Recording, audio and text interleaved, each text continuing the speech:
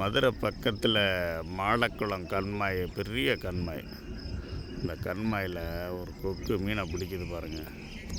பாருங்கள் எப்படி காலையில் பிடிச்சி சாப்பிடுதா. பிடிச்சிருச்சுல,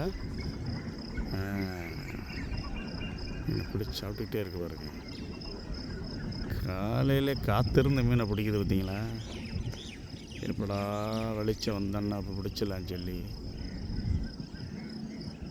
பாருங்கள். கண்மாய் எவ்வளோ பெரிய கண்மாய்ன்னு, எவ்வளோ பெரிய கண்மாய்.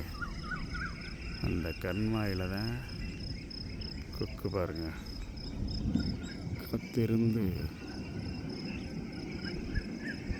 ரெடி போகுது பாருங்கள். மீன் தெரியுதா, மீன் தெரியுது பாருங்கள். அழகாக பிடிச்சி சாப்பிடுது பார்த்தீங்களா.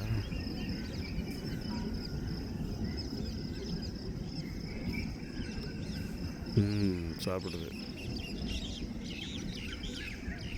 பார்த்தீங்களா.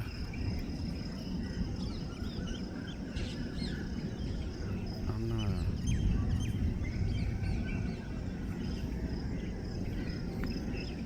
இது என்ன பறவை? கொக்கு தான். எவ்வளோ பொறுமையாக பிடிக்குதுங்களா. ஷார்ட்டாக போடு, லாங் டைம் போட்டால் பார்க்க மாட்டாங்க.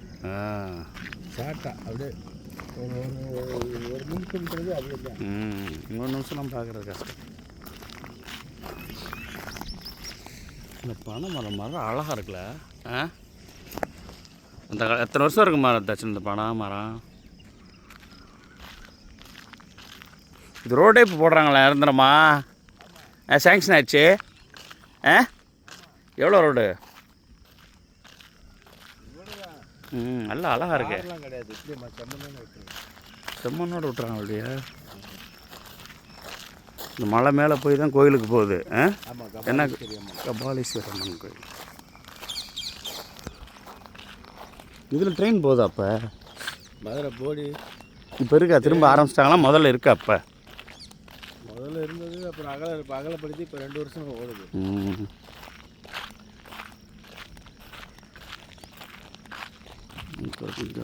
இருக்கு.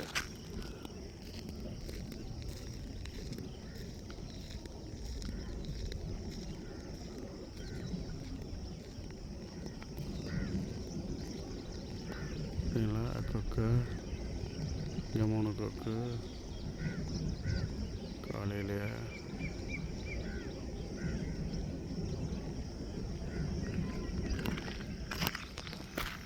இப்போ அருமையாக இருக்குது. இந்த பக்கம் போனால் பசுமலை, அந்த பக்கம் ஏரியாலாம் வந்துடும்.